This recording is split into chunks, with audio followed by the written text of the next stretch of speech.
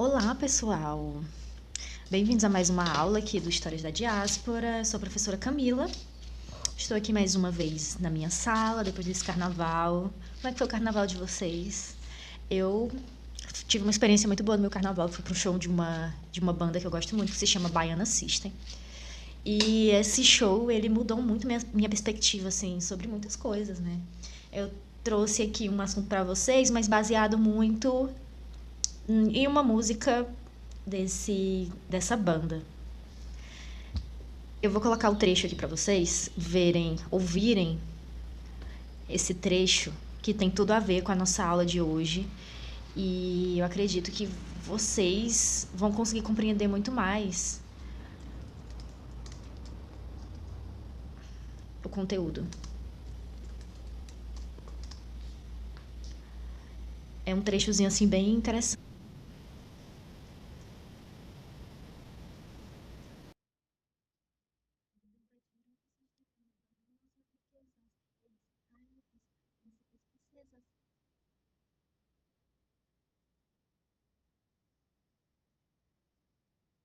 Só esse trecho.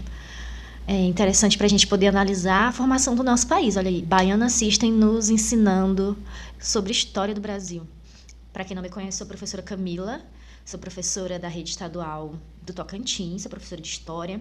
Esse é o canal Histórias da Diáspora. Aqui eu compartilho um conteúdo sobre história do Brasil, sobre conexões afrodiaspóricas, sobre letramento racial. Então, se o teu objetivo aqui no YouTube é ficar um pouquinho mais nerd, aprender uma coisinha nova, se tornar um ser humano melhor, você está no lugar certo. Não se esqueça de curtir o vídeo, de comentar, de interagir, de clicar aí no sininho, porque eu estou recebendo muitos inscritos e o YouTube acaba tirando alguns inscritos porque não tem essa movimentação tão grande aqui no canal, né? Espero que isso melhore. A aula que eu preparei hoje aqui é uma aula, sim, vai ser bem rápida, uma aula que é um assunto já de segundo ano do ensino médio, que é sobre a invasão portuguesa na América. Também tem a invasão espanhola, né? Tem a invasão aí do Colombo, mas eu vou focar um pouco na invasão portuguesa. Por quê? Porque Portugal nos colonizou. O Brasil era colônia de quem? De Portugal. Portugal hoje é conhecido como o quê? Guiana Brasileira. É muito louco falar de um país que nos colonizou hoje em dia. O Brasil ser mais influente do que esse país, né? Enfim, vamos lá entender muitas características que nós temos por conta dos povos portugueses. Primeiro é a língua. Nós falamos português porque fomos colonizados por portugueses. Vocês estão ligados, né? Vamos lá. Os antecedentes dessa colonização. Primeiro eu quero falar um pouco, aqui rapidamente, dar uma pincelada, sobre o Tratado de Tordesilhas, né? O Tratado de Tordesilhas foi um tratado que Portugal sentou na mesa aí com a Espanha e decidiram dividir o mundo. E aí os outros países da Europa vão ficar como? Antes do Tratado de Tordesilhas, teve um tal aí de bula intercoetera.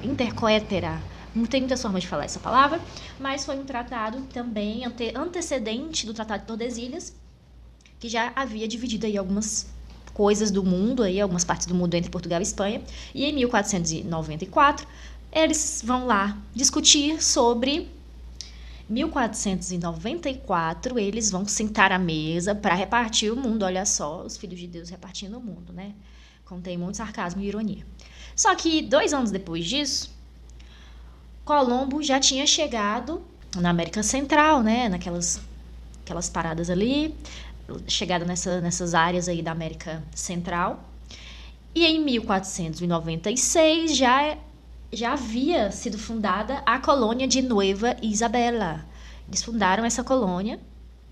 A gente precisa parar para pensar uma coisa, né? Quando invadiram nossas terras, pegaram nossas riquezas. Primeiro que ninguém descobriu nada, foi uma invasão. A gente tem que colocar em mente assim 3 palavras-chave quando o assunto é colonização. Os colonizadores, eles vão explorar, eles vão colonizar e eles vão dizimar essa população. Então a gente está falando aí de 3 pontos básicos que Portugal vai fazer e que a Espanha já começou a fazer aí anteriormente. E aí quando o Colombo chega no Novo Mundo, em Nueva Isabela, a primeira coisa que esses espanhóis vão fazer é dizimar essa população originária por doenças, por bala, pela espada. Vamos lembrar lá naquela última aula que o colonizador, ele vai levando a espada e a cruz, né? Vai colonizar a mente dessas pessoas, vai dominar a linguagem dessas pessoas, vai dominar a mente do colonizado e vai matar essa população originária. Em busca de quê, pessoal? Quando invadiram nossas terras, levaram nossas riquezas em busca de riquezas. Não é em busca assim, porque a gente é legalzinho, não, não tem essa não. Simplesmente em busca de lucro. Por que Portugal, vocês me perguntam, né, professora? Por que o Colombo já estava lá no Novo Mundo, na América? E o que estava acontecendo aí com Portugal? Portugal estava muito preocupado com as suas feitorias lá na costa africana, que eu falei na última aula, as feitorias na costa africana, que Portugal estava ali, pegando também riquezas, né? Com essa chegada desses povos aqui nossas queridas terras, Colombo vai descrever essa população nativa, essa população originária, como pessoas preguiçosas, esses indígenas. Para Colombo aí, em uma carta que ele vai escrever à coroa espanhola, ele vai relatar que esses nativos eram preguiçosos, andavam nus, pintavam o corpo e usavam apenas tatuagens, braceletes e colares para cobrir as intimidades. O que o Colombo achava que era estranho, eu acho muito incrível. Esses indígenas usavam apenas tatuagens, braceletes e colares para cobrir as suas intimidades. Esse é o relato de Colombo ao chegar nas terras aí que a Espanha já estava de olho. Aqui uma representação, né, do que foi o Tratado de Tordesilhas. Aqui a gente tem primeiro o que foi a Bula Intercoetera, em 1493, que aqui, essa parte aqui que a gente vai chamar lá na frente de capitanias hereditárias. E aqui, esse território aqui é onde o Colombo vai chegar. A princípio, vai fundar a colônia aí de Nueva Isabela, nesse território aqui. Lembrando que o Brasil aqui já era uma terra prometida para os portugueses. Vamos relembrar a última aula. Portugal estava explorando aqui a costa africana, mas já estava de olho aí nessas terras aqui, que foi chamado de Brasil, né? Vou explicar um pouco aqui para vocês. Eu gosto muito de trabalhar com gravuras, analisando assim essas pinturas, essas coisas que a gente tem disponível. Vamos ver um pouco como é que era a vida em alto mar dessas criaturas que cruzavam o oceano em busca de riquezas. Eu não vou conseguir tirar esse trem daqui. Vamos lá. Trouxe aqui a imagem dos queridos tripulantes de uma caravela. Primeiro, para falar que essas viagens eram financiadas pela família real, pela coroa. Aí a coroa portuguesa que vai financiar, vai ter ali o apoio de uma nobreza? Provavelmente, de alguns burgueses? Provavelmente. Mas existia um tratado, um combinado entre a coroa e esse explorador que eles decidiam aí financiar. Você vai achar terras? Você vai achar terras. Mas nós vamos controlar essas conquistas, controlar tudo que tiver em cima dessa terra, vamos distribuir a terra e vamos ter total monopólio de ganhos em cima dessas riquezas que vocês encontrarem. Ou seja, esse lugar aí não pertence nem a esses povos que estão em cima, eles pertencem realmente a gente. Olha que autoestima boa, né, desse pessoal. O que era prometido para esse navegador? Que iria explorar ali o mar que tinha, né, no imaginário deles, tinham muitos perigos.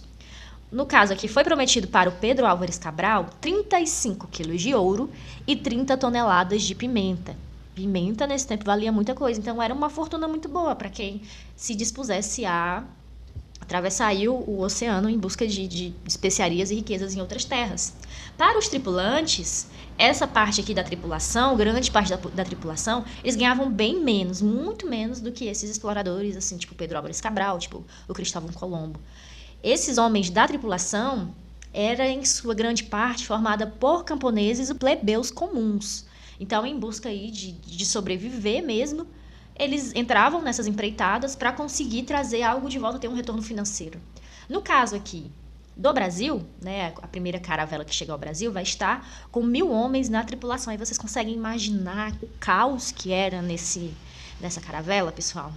Fome, sede, escorbuto rolando à solta, comidas infectadas por animais, por insetos, pouca água racionada, tudo muito racionado. Imagina o caos que não era atravessar o oceano com esse monte de gente. Gente morrendo de doença, gente morrendo de muitas coisas. Gente, caos.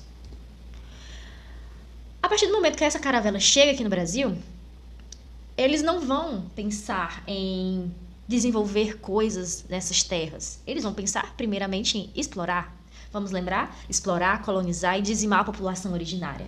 Como a coroa portuguesa não estava nem um pouco interessado no território brasileiro nesse tempo, nessa nova terra que eles tinham aí já encontrado, que eles já estavam vindo. Na verdade, o Pedro Álvares Cabral ele veio em busca, veio tomar posse daquilo que eles já sabiam que tinham, né?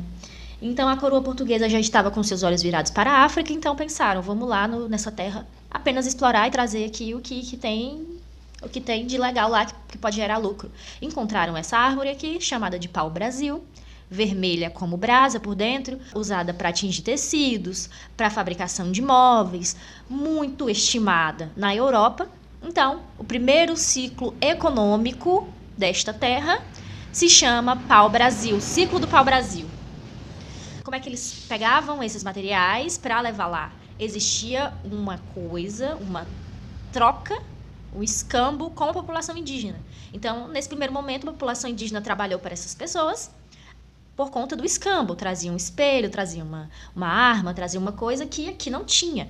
Ai, professora, mas eles se vendiam por espelhos.